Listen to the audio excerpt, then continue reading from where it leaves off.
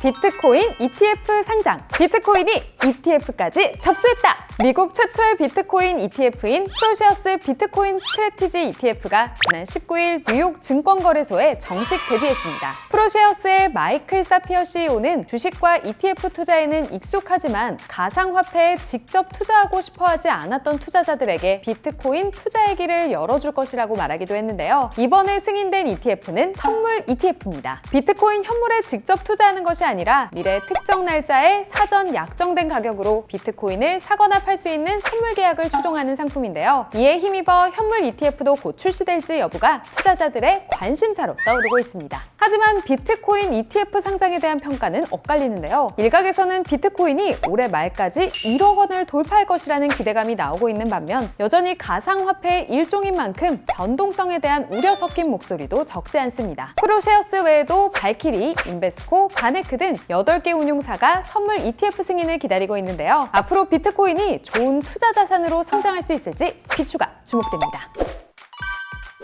테슬라의 결정적 한방은 테슬라. 다시 시동 거나요? 지난주 미국 주요 기업들의 2021년 3분기 실적 발표가 있었습니다. 서학개미들이 사랑하는 테슬라의 3분기 순이익은 16억 2천만 달러로 작년 동기 대비 5배나 높아서 월가의 예상치를 훌쩍 뛰어넘었는데요. 실적 발표를 앞둔 지난 17일 일론 머스크가 워런 버핏을 향해 버핏은 테슬라에 투자했어야 한다고 언급하기도 했죠. 버핏 회장은 테슬라 주식에 대해 비관적인 입장을 보이면서 중국 전기차인 비아디에 투자해 왔는데요. 실적을 보니까요. 일론 머스크가 큰 소리 칠 만한 이유가 있었네요. 테슬라는 전년 동기 대비 10만 2천 대 늘어난 24만 1,300대의 전기차를 3분기에 인도했는데요. 이는 역대 최고 수준입니다. 전 세계 반도체 공급난으로 전기차 회사의 고충이 심각할 것으로 예상했는데요. 테슬라는 2분기부터 차량 소프트웨어를 재설계하거나 반도체 칩을 직접 설계하여 공급망을 단순화하는 등의 방법으로 그러한 예상을 보기 좋게 했겠다고 하네요. 다음 달 미국 텍사스와 독일 베를린에서 신규 공장을 가동하게 되면 테슬라는 4분기에도 역대 최대 판매량을 경신할 것으로 보이는데요. 전기차 사업 실적에 자율주행차 성장성까지 더해 서학개미들이 또다시 웃을 수 있을지 지켜봐야겠습니다.